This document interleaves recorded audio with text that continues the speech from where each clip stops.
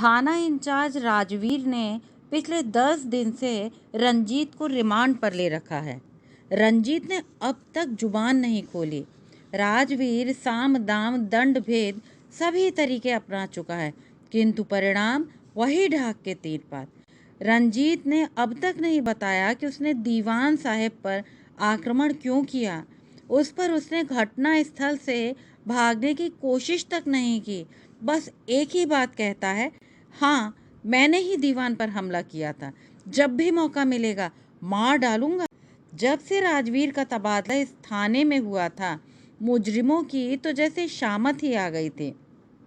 गुनाह कबुलवाने में तो राजवीर का जवाब ही नहीं था, परंतु रंजीत न जाने किस मिट्टी का बना था। राजवीर अपने आप को पराजित और असहाय महसूस कर रहा था। आज रिमांड का अंतिम दिन है। कल रंजीत को अदालत में पेश करना है, किंतु राजवीर को चैन नहीं। उसे यही चिंता खाए जा रही है कि रंजीत की जिद उसके संकल्प को कैसे तोड़े। आखिर इसने दीवान साहब पर हमला क्यों किया। थकावट और हार राजवीर के चेहरे पर साफ लिखी दिखाई दे रही थी। उसने कांस्टेबल को बुलाया। मूलचंद, आज रंजीत को दिन भर आराम नहीं करने देना। मैं थोड़ा दम ले लूं। आज रात या तो वो बोलेगा, नहीं तो। कहने को तो राजवीर कह गया, पर मन ही मन सोच भी रहा था, अगर रंजीत नहीं टूटा तो। इस प्रश्न का कोई भी उत्तर उसके पास नहीं था। रात रंजीत पर कहर बनकर बरसी। 1000 वॉट के बल्ब की रोशनी रंजीत के चेहरे पर पड़ रही थी। राजवीर फिर गुर्राया, मुलायम सिंह, डंडे पर तेल के साथ मिर्च भी लगा, आवाज अपने आप बाहर निकलेगी। साथ ही राजवीर का घुटना रंजीत की छाती से जा टकराया। रंजीत का सिर दीवार से टकराया और वो बेहोश हो गया। मुलायम सिंह, इसे होश में लाओ। राजवीर ने सिगरेट सुलगा ली। रंजीत ने आंखें खोली, तभी तो आंखों के सामने अंधेरा सा छा गया। काले से जाले आंखों के सामने तैर रहे थे। पानी। रंजीत की कराहट फूटी। राजवीर के चेहरे पर एक विषाक्त सी मुस्कुराहट उभरी। आखिर बोला तो। उसकी निगाहें फिर से रंजीत पर टिक गईं।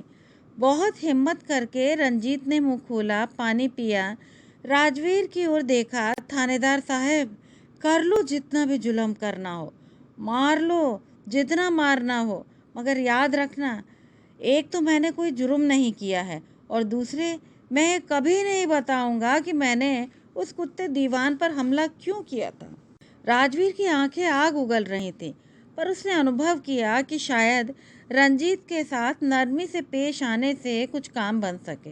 रंजीत, मैं तुम्हारा जाति तौर पर तो शत्रु हूँ नहीं। एक बात तो तय है कि दीवान साहब ने ज़रूर कोई बहुत बड़ा अन्याय किया है तुम्हारे साथ, नहीं तो इतनी कड़वाहट कभी ना होती तुम्हारे दिल में। अच्छा सुनो, मैं एक जिम्मेदार पुलिस अफसर हूँ।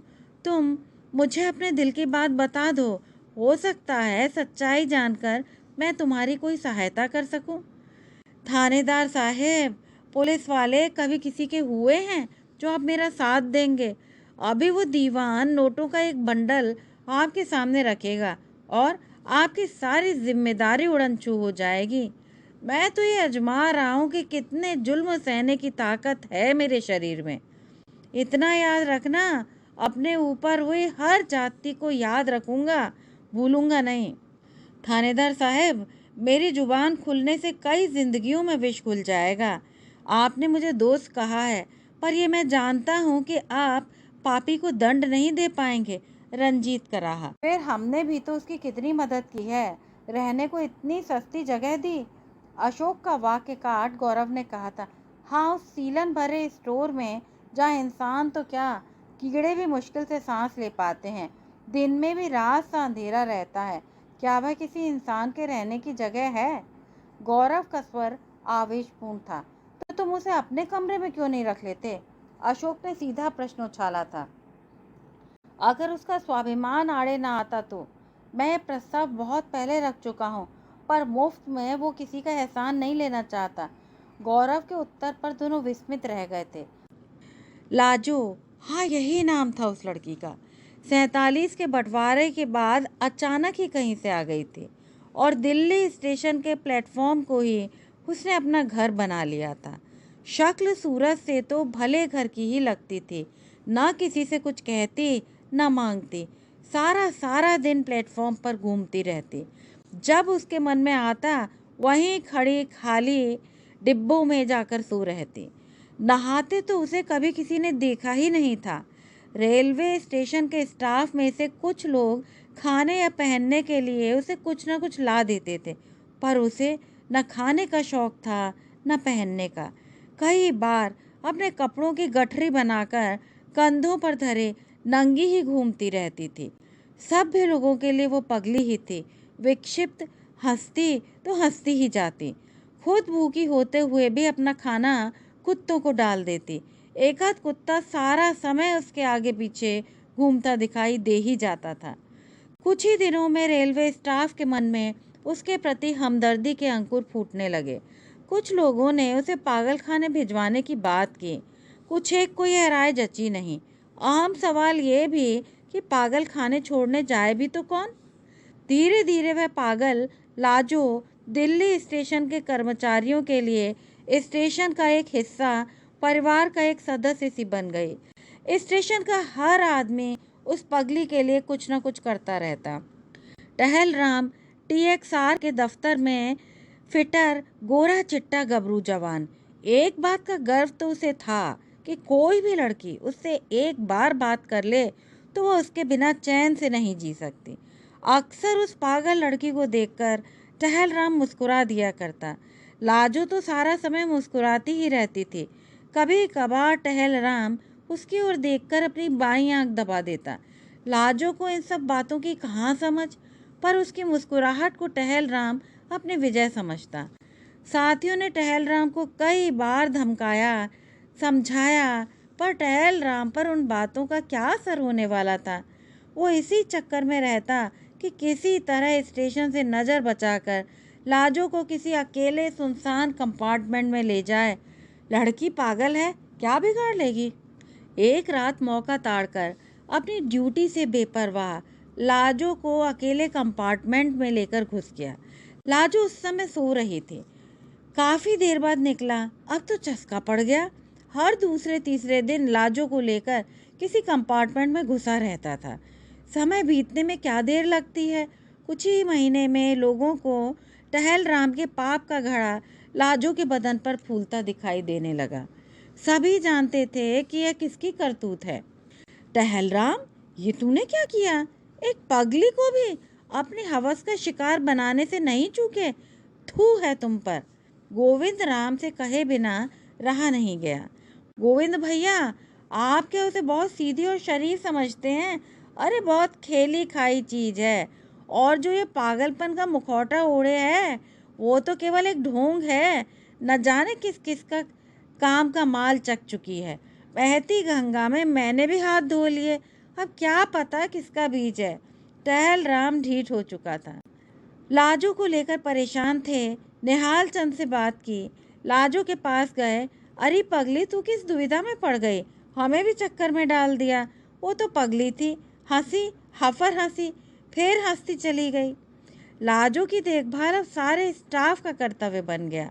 टहलराम से सभी कर्मचारी बहुत कम बोलते और टहलराम लाजो से कन्नी काटने लगा। लाजो को न टहलराम से शिकायत थी न स्टाफ से दुलार।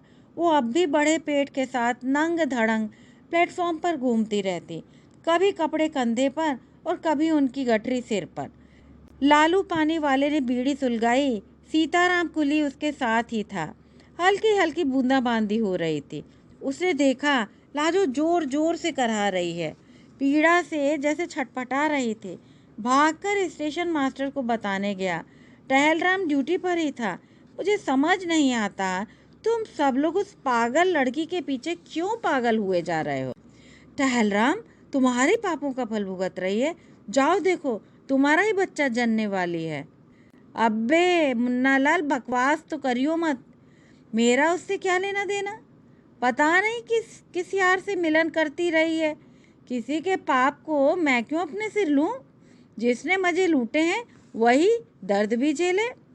लालू ने हिकारत भरी नज़र से सबकी ओर देखा और ज़मीन पर थूक दिया। घर से बीवी को लिया, पड़ोस से संतोबाई को बुलवाया और सीधा प्लेटफॉर्म की ओर भागा। दो एक पड़ोसी ने और साथ हो ली। सब ने मिलकर लाजो को पास ही खड़ी खाली बोगी में डाला। कोई 2-1 घंटे बाद लाजो लड़की से माँ बन गई। बेहोशी में भी उसके चेहरे पर वही मुस्कुराहट थी। रूही से सफ़ेद बच्चे को देखकर भी टहलराम टहलता हुआ ही निकल गया। लालू की पत्नी की देखभाल से लाजो कुछ ही दिनों में चलने फिरने लगी। बच्चे के जन्म का सारा खर्चा स्टाफ ने मिलकर बांट लिया। सब लालू की भूरी भूरी प्रशंसा कर रहे थे। साल भर बीत गया, सबने मिलकर राजू के बेटे का नामकरण किया, विजय। स्टाफ की देखभाल में विजय पलने लगा। लाजो तो अब भी वैसी ही थी। उसे अपने बच्चे के बारे में कुछ भी मालूम नहीं था। एक दिन टहलराम को फिर से लाजो की याद आ गई। उसने लाजो की ओर देखा और अपनी बाईं आंख दबा दी। लाजो आज मुस्कुराई नहीं, सहम सी गई। टहलराम उसकी ओर बढ़ा। लाजो भागने लगी। उसकी नग्न काया रेलवे लाइनों के बीच भयभीत हिरनी की तरह दौड़ी जा रही थी। कपड़ों की गठरी खुलकर बिखर गई। शंटिंग करती एक गाड़ी ने लाजो को सदा के लिए मुक्ति दिलवा दी। गोविंद राम ने लाश को देखा। चलो, बेचारी की जून छूट गई। पर अब विजय का क्या होगा? अब वो पूरी तरह अनाथ हो गया। भाई, सब लोग कुछ पैसे इकट्ठे करो, इस पगले की मिट्टी तो ठिकाने लगानी है। लालू ने फिर हिम्मत दिखाई। निहाल चंद किसी सोच में खड़े थे। पुलिस को तो बुलवाना ही पड़ेगा। जब तक पोस्टमार्टम नहीं होता, अंतिम संस्कार नहीं कर सकते। सब कुछ हो गया और उन सबके बाद विजय बिल्कुल अकेला रह गया। गोविंद राम उसे अनाथालय भेजने के पक्ष में थे। लानत है, उबल पड़ा लालू। इतना बड़ा स्टाफ है और एक मासूम बच्चा भारी पड़ रहा है। उसे कोई गोद लेने की क्यों नहीं सोचता? हराम की औलाद को गोद लेने से कई झंझट खड़े हो जाते हैं। नेकीराम ने बांग दी। अल्लाह अल्लाह का नाम लेकर खड़े हो गए अशफाकुल्ला। अरे डरो अल्लाह के कहर से। जब माँ और बाप दोनों का पता है तो बच्चा कैसे हरामी हो गया? ये तो कहो कि बाप ही हरामी निकल गया। अरे टहलराम को सब मजबूर करो कि उसे अपने घर ले जाए। समय बीतने लगा। समय के साथ साथ विजय बातूनी हो चला। विजय एकाएक कहीं खो गया। स्टाफ के सभी लोगों ने उसे ढूंढा, किंतु कहीं कोई पता नहीं चला। चुपके से टहलराम उसे अपने घर ले गया था। टहलराम विजय का पिता उसी के लिए साहिब था और टहलराम की पत्नी मालकिन। टहलराम के एक बेटा और बेटी पहले से ही थे। विजय के अपने भाई बहन, किंतु उनमें और उसमें बहुत फर्क था।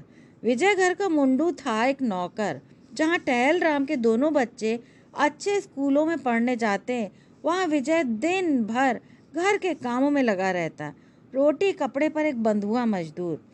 उम्र के साथ साथ विजय पर काम का बोझ भी बढ़ता गया। रंग उसका अपने पिता के समान गोरा ही था और अब तो उसका शरीर भी भरने लगा था। अब वो सोचने भी लगा था, क्यों वो एक ऐसा जीवन व्यतीत करने को विवश है? उसके माता पिता कौन हैं? उसका अतीत क्या है? मन ही मन टहलराम का धन्यवाद भी करता कि उसने एक अनाथ को अपने घर में शरण दे रखी है। समय के साथ साथ सच्चाई जानने की उसकी इच्छा तीव्र होती गई। मालकिन से वो सदा ही खार खाता था। ऐसे मौके की तलाश में रहने लगा कि साहिब कभी अकेले में मिले तो बात हो। मौका मिला। साहिब, आपसे एक बात पूछनी है। कहो भाई, क्या हुआ? साहिब, मैं कौन हूँ? हचकचा गया टहलराम। क्या जवाब दे? बस चुप ही रह गया। साहब बताइए ना। देखो विजय, इस घर को अपना घर समझो और अपने आप को मेरा बेटा। चुपती हुई निगाहें टहलराम के चेहरे पर टिककर रह गईं। अगर मैं आपका बेटा हूँ तो फिर वो राजू और पिंकी की तरह स्कूल क्यों नहीं जाता? राजू भैया तो इतने बढ़िया स्कूल में नैनीताल में पढ़ते हैं और मैं घर में नौकर की तरह रहता हूँ। क्यों मालकिन मुझे प्यार नहीं करती? साहेब, सवाल मानने या समझने का नहीं, सवाल तो यह है कि हकीकत में मैं कौन हूँ। न जाने चाह कर भी टहलराम झुंझला क्यों नहीं पाया। न जाने क्यों विजय पर उसका हाथ नहीं उठ पाया। विजय इस बात से वाकिफ हो चुका था कि उसके जीवन का कोई ऐसा रहस्य है जिसे टहलराम जानता तो है पर बताता नहीं। वो अपने अतीत के बारे में जानने को बहुत उत्सुक था। उसकी नींव क्या है वो जानना चाहता था। समय का चक्र चलता गया।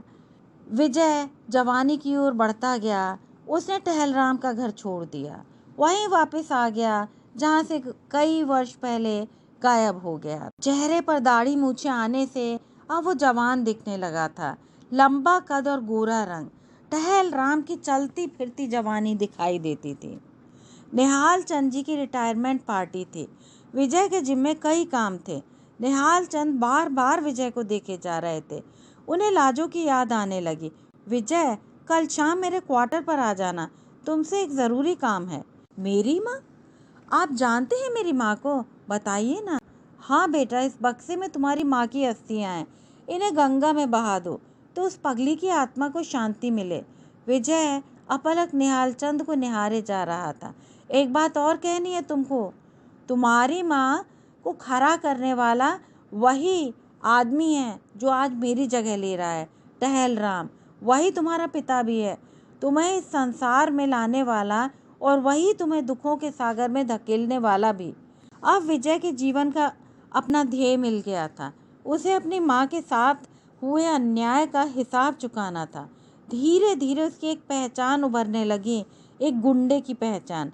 लड़ाई झगड़ा, धौंस जमाना, मारना पीटना उसका स्वभाव बन गया था। प्रतिशोध की आग में वो पागल हुए जा रहा था। प्रतिशोध उससे जिसने उसकी पागल माँ के जीवन के साथ खिलवाड़ किया और उसे सड़कों पर छोड़ दिया। समय की गति ने टहलराम को TXR बना दिया और वो टहलराम से TR दीवान हो गया। विभाग में उसका आदर मान बढ़ने लगा। सब उसे भक्त जी कहने लगे, पर उस भक्त की काली करतूतों का जीता जागता प्रमाण है विजय। रंजीत की आंखों के सामने से धुंध हटने लगी। फिल्म चलनी बंद हो गई। थानेदार राजवीर ने रंजीत की ओर प्रश्नवाचक निगाहों से देखा। हाँ थानेदार साहब, आप सोच रहे हैं ना कि विजय है कौन और कहाँ है? मैं ही वो विजय हूँ और उसके कुत्ते टहलराम के पापों का दंड भुगत रहा हूँ। दीवान के शारीरिक घाव तो भर जाएंगे, मगर मेरे दिल में, दिमाग पर जो घाव लगे हैं उन पर मरहम कौन लगाएगा? मगर मैं भी चुप नहीं बैठूंगा। पापी के पापों का भंडा फोड़ करके रहूंगा। अपने अधिकार को पाने के लिए कुछ भी कर गुजरूंगा। रंजीत हाँफने लगा।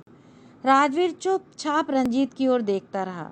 उसका बायां हाथ अपनी दाढ़ी में उलझा हुआ था। वह विजय और रंजीत की भूल भुलैया में फंसता जा रहा था। एकाएक उसने कुछ फैसला कर लिया। रंजीत को हवालात में छोड़ घर की ओर चल दिया। तीसरे दिन दीवान साहब समाचार पत्र पढ़ रहे थे। उनकी आंखें जमकर रह गईं। रंजीत की मौत का समाचार छपा था। दिल्ली की रेलवे कॉलोनी के गुंडे रंजीत की लाश ओखला हेड से बरामद। कुछ दिन पहले इसी गुंडे ने भक्त TR दीवान पर कातिलाना हमला किया था। किसी तरह जेल से फरार हो गया था। भक्त जी की आंखें नम हो आईं। शाम को राजवीर घर पहुंचा तो दीवान साहब काफ़ी गमगीन लग रहे थे। पिताजी, आप आज बहुत परेशान लग रहे हैं। राजवीर पूछ ही बैठा। राजू, तुमने बहुत बुरा किया। उस गरीब को मार डाला। वो तो केवल अपने अधिकारों के लिए लड़ रहा था, इसमें क्या बुराई है? पर पिताजी, उसने धमकी दी थी कि आपको अदालत में घसीटेगा, आपका भांडा फोड़ कर देगा, आपका खून कर देगा। उसने तो एक घटिया सी कहानी भी सुनाई थी। कह रहा था आपसे बदला ज़रूर लेगा। दीवान साहब ने बेटे से आंखें चुराकर रुमाल से अपनी आंखें पोंछी। अरे वो केवल अपना अधिकार ही तो मांग रहा था। उसने जो कुछ भी कहा सबका सब सच था। वो तुम्हारा छोटा भाई था। घटिया उसकी कहानी नहीं, घटिया मैं खुद हूँ। मैं तो उसे बचपन में अपने घर भी ले आया था अपने पाप का प्रायश्चित करने, पर तुम्हारी माँ ने उसे मेरे ही घर में मुंडू बनाकर रख दिया था। वो तो श्रवण की तरह मेरी सेवा कर गया। तुमने दूसरे श्रवण का शिकार कर दिया है। और दीवान साहब की रुलाई फूट पड़ी। ये कहानी बस यहीं तक। यदि आपको तेजेंद्र शर्मा की प्रस्तुत कहानी दूसरे श्रवण का शिकार अच्छी लगी हो तो कृपया चैनल को लाइक, शेयर और सब्सक्राइब अवश्य करें। धन्यवाद।